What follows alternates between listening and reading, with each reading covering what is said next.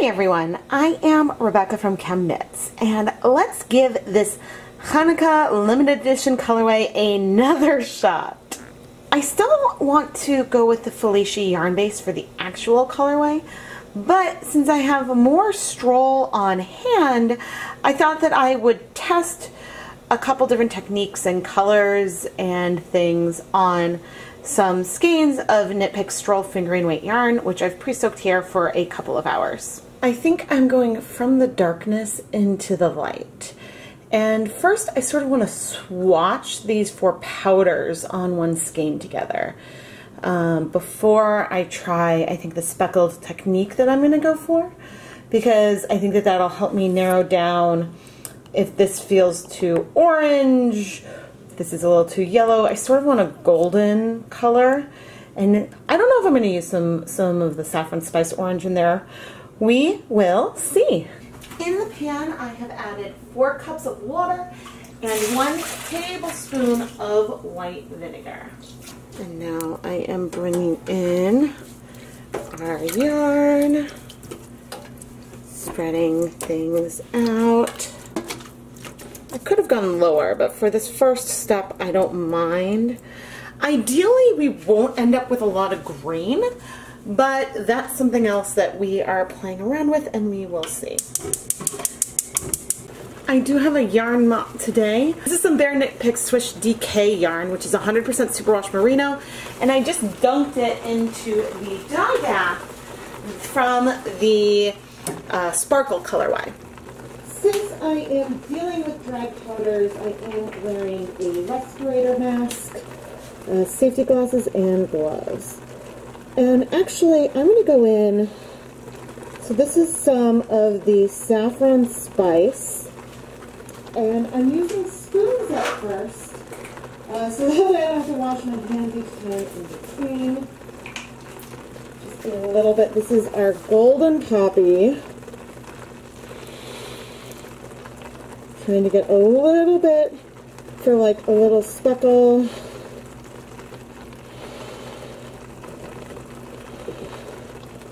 And a tiny test of the hue. And some brilliant yellow.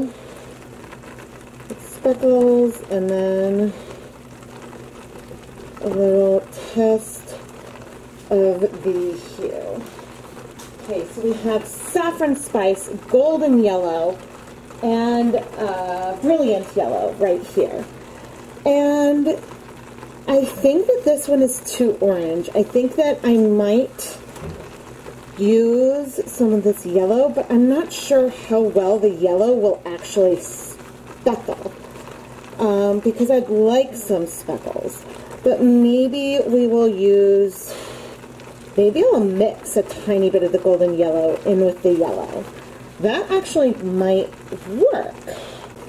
This is just some of the brilliant yellow, and I'm coming in more with my fingers this time, trying to do some speckles, just out of curiosity to see how far the colors might spread out. The yellow speckles aren't super sharp, but they are pretty nice. Let's come in and just try. I've got some peacock blue, and I am coming in sort of over that yellow because I sort of want to see what will happen. And I'm putting it a little bit around some of those oranges as well, just sort of trying to get a feel for our colorway. This actually isn't bad, and it's not reading green to me, which is good. I will still need to figure out if I want to do sort of sharper speckles and mix it with citric acid. I have a feeling I might want to do that, at least maybe for the blue, so that way I can make sure I have a lighter hand with it. But I'm sort of encouraged by all of this. And at this stage, I'm going to go ahead and add some more of those oranges through this yarn, just to make this little swatch test feel a little more balanced. I just sort of sprinkled the colors all around, but I did make sure to tap the yarn in a few places to sort of mimic some of the areas where the colors have spread out more. The good news with this colorway, as I sat and waited, is that I layered these colors on top of one another. It's not feeling green. This feels like a blue, orange, and yellow colorway, and for that I am really, really happy. There are some hints of green, but yeah, I'm pretty excited. I think I went a bit heavier in with the yellow on the second side, and so it spread out a lot more. And so then going in on the blue, now I feel there's a little bit more green in there, which is a good thing for me to note and pay attention to on this colorway. And now, ooh, I'm now like thinking, and I think I definitely want to mix the colors with citric acid. That way I have a little more control and I will go a little less heavy on the colors. But what I'm debating is if I want to do random, sort of like here. I sort of like where this is going. I feel the warmth. The lights might be on when I'm looking at my Chanukah, but I do feel that warmth and the flame. I'm definitely going to tone down the orange. I will have predominantly yellow and blue with some pops of that golden poppy, which does read as orange. But on the next test skein, I'm going to play around with the colors mixed with citric acid and see how I like layering them to decide if I want to do something sort of random all over, or if I want to do something that will feel, I mean, it's variegated, but will feel like there's some kind of semi-repeating pattern.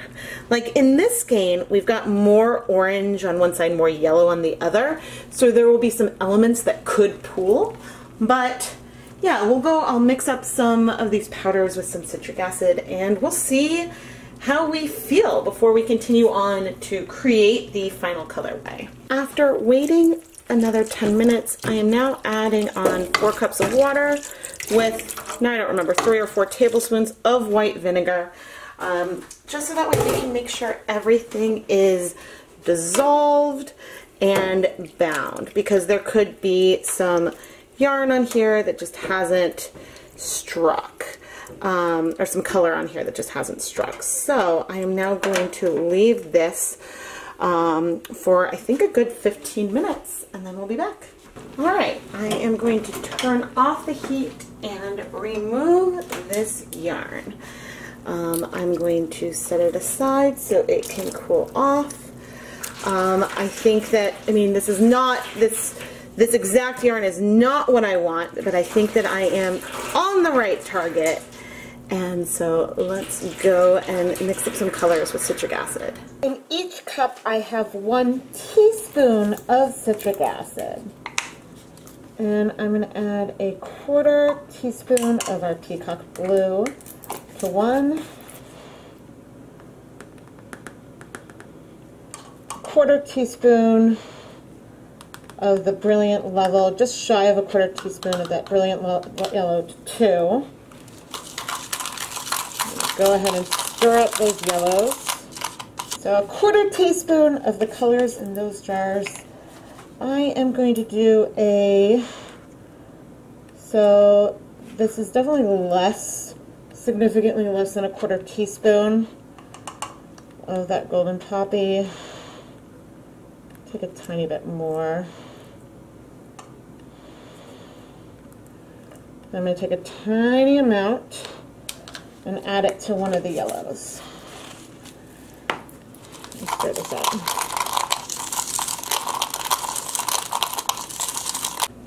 I'm going to reuse the same water bath because why not?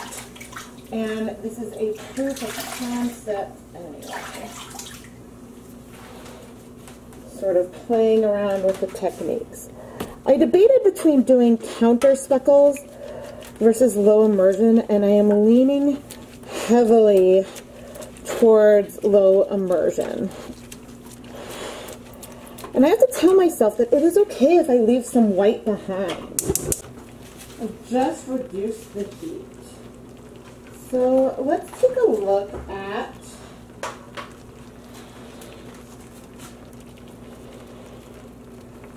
This is the yellow mixture versus this is just the pure yellow.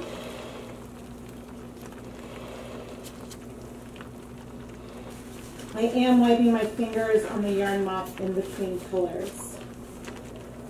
And then a little bit of that golden color, which is the most dilute. Ooh, I like those tiny pops. The yellow is still fairly heavy, but I don't mind. And you really, right now, I really can't.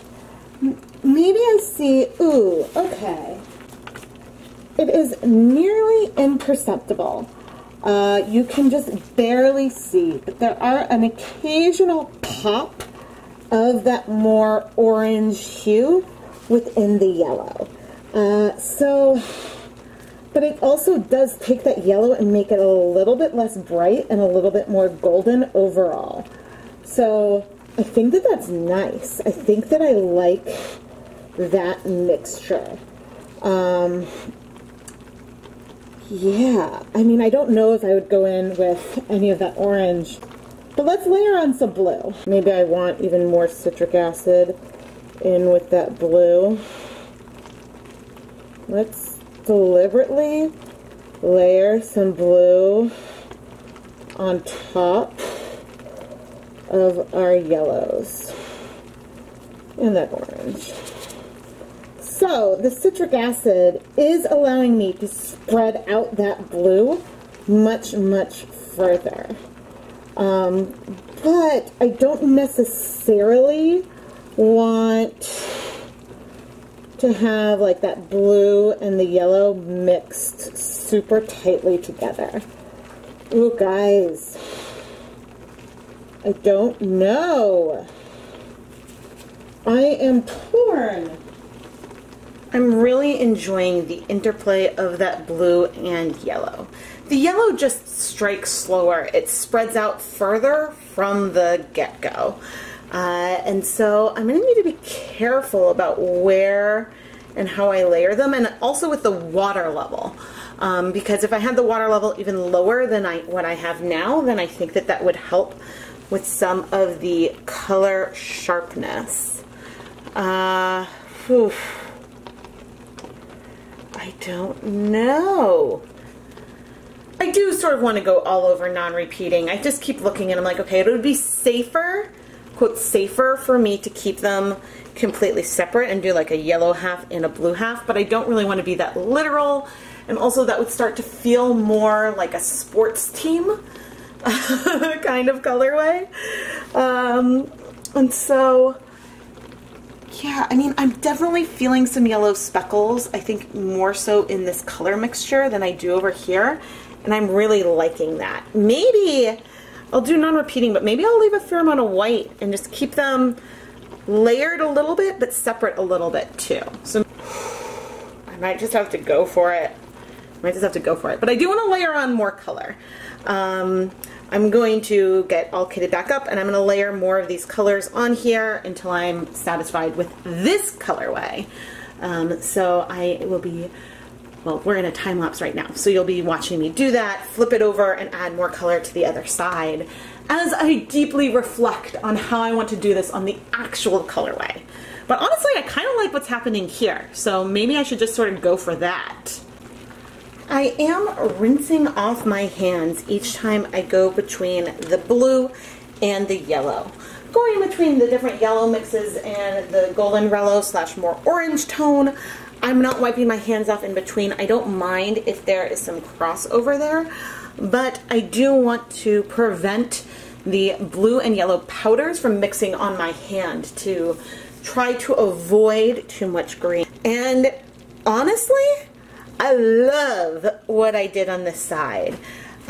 It's still like a little heavy, a little random. Some of the colors go on top of each other, but I really like it. And I think this might be the way that I go. There are a few hints that start to feel green, but we have that warm yellow. It's bright, it leans with that little hints of that golden yellow orange color.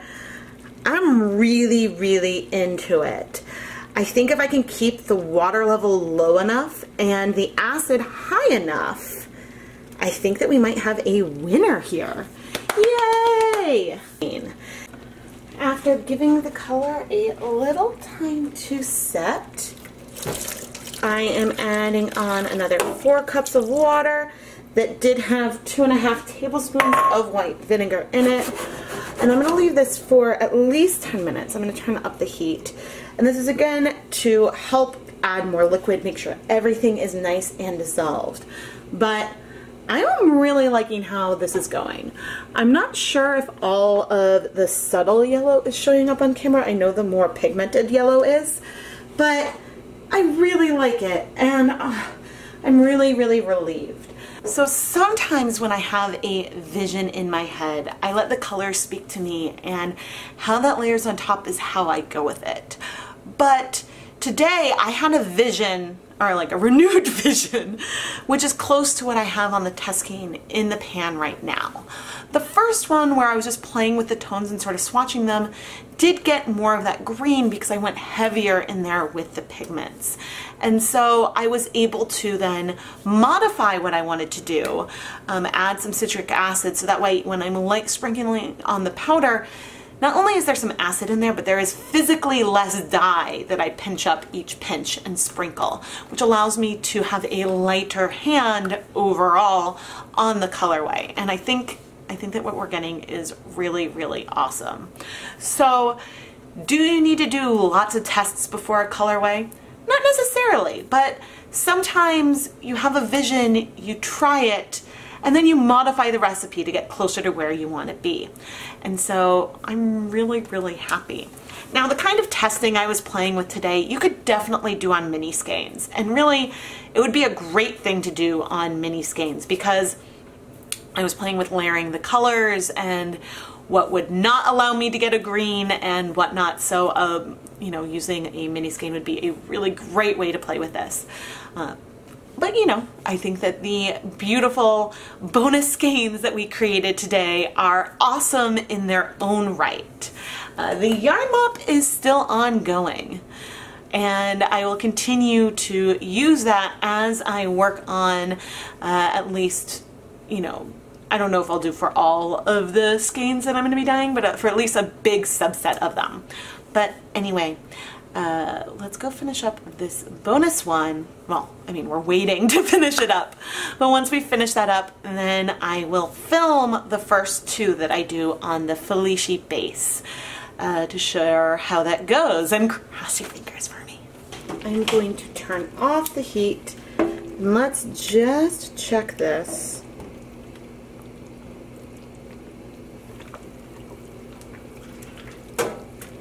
Yeah, there's definitely a little bit of green, but not too bad. I am happy. Let's see around the tie. Yeah, I'm happy. I'm gonna let this, I'm gonna remove this now. Let it cool, and we've got 2 skeins of Felici that are pre-soaking. So in a moment, let's go try this for real. Before we go in with our Felici test, let's wash our 2 Stroll test skeins. And I am not expecting any bleeding, but I mean, you never know. The skeins are completely cool. I'm using cool tap water and some dish soap here for the actual washing.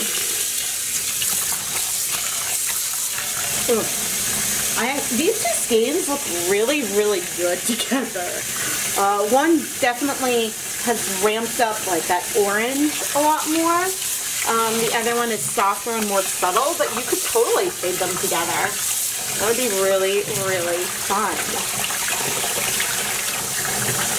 Awesome, no bleeding. I'm gonna rinse the soap out and hang them up to dry. Here in the steam pan, I added 4 cups of water with 4 tablespoons of white vinegar. And now I'm gently going to squeeze out that Felici. and bring it up here. Gosh, did I even say in this video that Felici and Stroll are both 75% superwash merino, 25% nylon. The main difference between the two is the mills where they are spun. Felici is spun in Italy and Stroll is spun in Peru. But also I believe that the merino and the Felici is a little higher quality as well. And so it's a bit tighter twist and it's just a gorgeous yarn. Okay, we are absolutely at a low immersion. And now I'm going to turn on the heat, get this heated up, and we're going to get ready to speckle using the exact same dyes that we did before. The water level felt so low. I'm adding another 2 cups plus 2 tablespoons of white vinegar here in the pan. We are no longer as low immersion, but I can at least like move the yarn. So yeah, I guess I'm just not as comfortable keeping things so low, but I can move it to help distribute that heat here in the beginning. I could do 3 skeins in a pan, but I do want to be able to have things spread out further, so that way hopefully I have to flip it. I don't need to flip it as many times. You guys, I am so bad at second guessing myself. Like, I'm like, oh, the water level, oh, that's way too low. And then, oh, this feels high. I need to just take a deep breath and go for it. But I need to remember that less is more as I'm going in with these colors.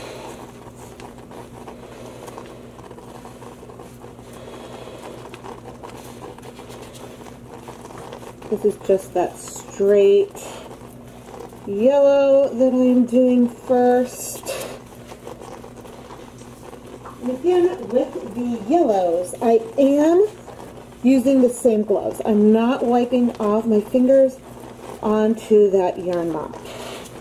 But yes, this orange is very, very minimal, because as I'm speckling, I'm like, oh, I barely see those hints and pops of color, which is a good thing, because that was our goal.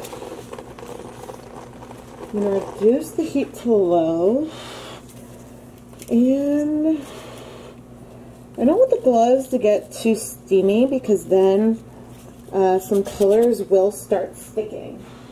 I'm trying to decide if I need a little more of this yellow. This is now the yellow mixture. I'm coming in just sort of sparingly with it to give us a little more dimension. And now I am wiping my hands off on that yarn mop. I'm just looking awesome. And then I have a bunch of paper towels over here that I'm using to dry off my fingers. Again, damp fingers will make these guys start to clump together, and that's not what we want. Now I've got our blue mixture, and this one is a little different because you can see it straight away. Like, as soon as I start adding this, unlike that yellow, you feel it. You see and feel those blues. And they are spreading, but I do have more acid here than I did in a lot of those tests. So I'm just trying to go really, really slow. I know the colors might spread some, but the slower I can go, I think the happier I might be. Now, this is one of those when I'm doing multiple skeins when I have to be like, hey, there aren't really any dye lots here, because, you know, there are going to be differences between the skeins, between how much color there is on each one, And that is okay. I feel like there's some kind of epic restraint going on. And as I look at the monitor on the camera, it looks like there's a lot of white, but it really feels like a wash of pale yellow almost versus a lot of white with these blue speckles on top of it. So hopefully that feeling will come through as I'm editing, but this is beautiful. Beautiful, and yet took so much restraint. You guys know me and know how I like to go bold and saturated. And we've got bold saturated colors in here. They're just more spread out. And so there's a huge part of me that wants to go in on this and layer these colors more and more and more, but I'm being restrained. And I actually see yellow speckles, which makes me so happy. Because in general, when you zoom in on the plates like right here, you can see all those little blue speckles. With the yellow, it's really hard to see that speckle, but, and that's not on camera. But say like in here, at least with my eye, I can see some distinct yellow spots, and that makes me so happy.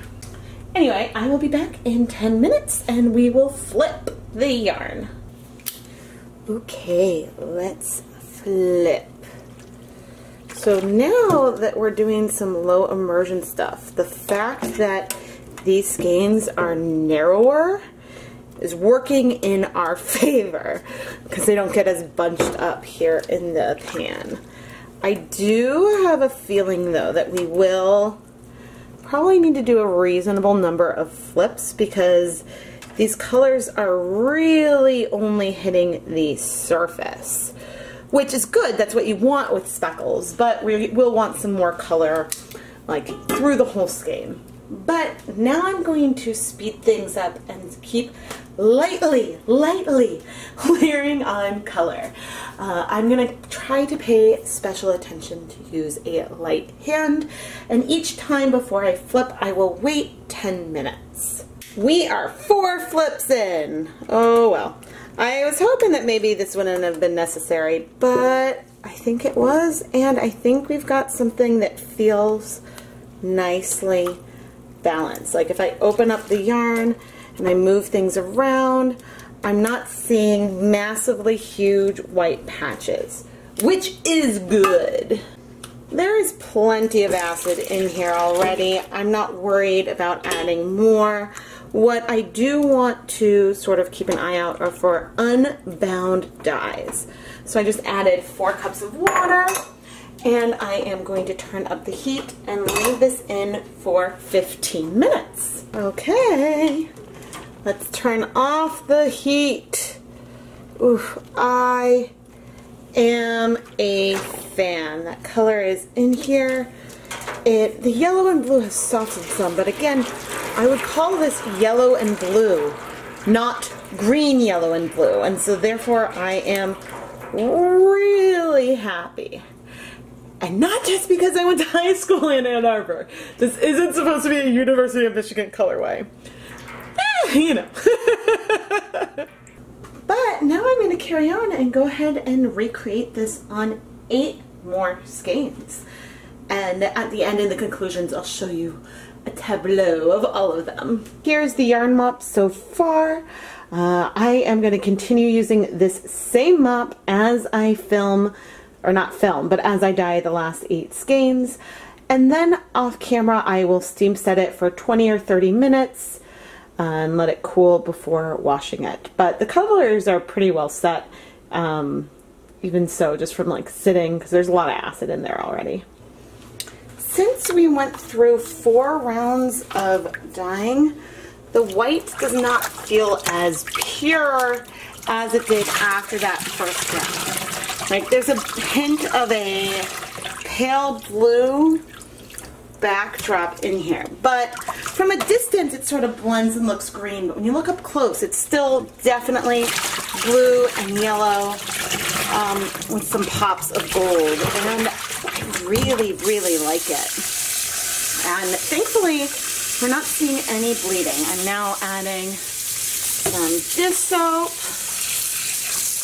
I think that the colorway is absolutely beautiful, and I am really excited. Yeah, there is no bleeding. I am going to rinse out the soap and paint this up to dry.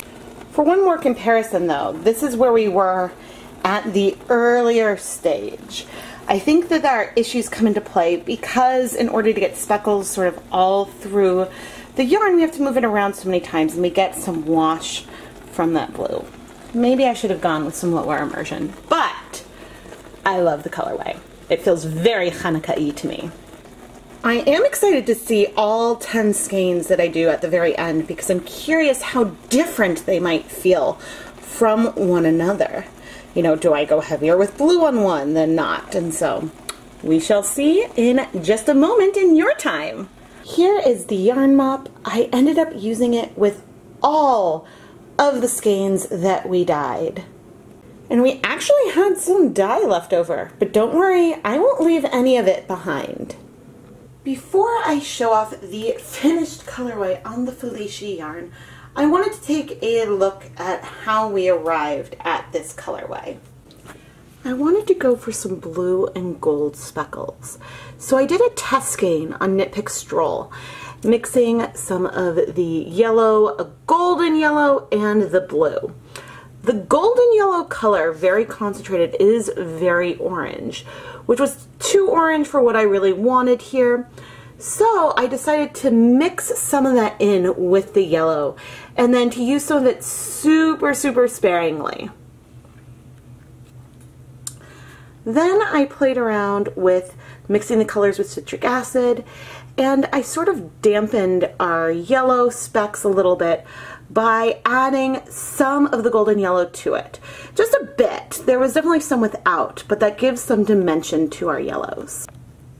You have to go a lot closer to see some of the golden yellow speckles, but I am excited that there's also the more bright yellow speckles. They're so subtle, but they're there. Finally, we had our yarn mop, and for all these test skeins and then the 10 skeins that I dyed on the Felici yarn base, I would wipe my fingers on here before drying them off in between switching colors.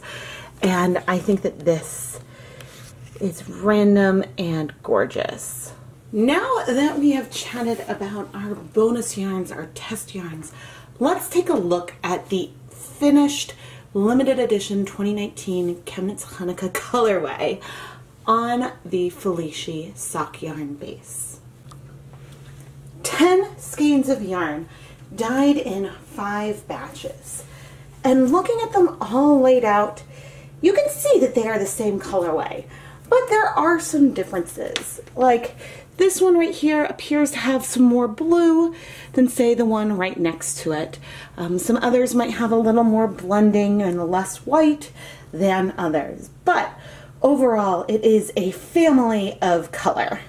And here is the end to the 2019 ChemKnits Chanukah special, and likely the very last video that I will post in 2019.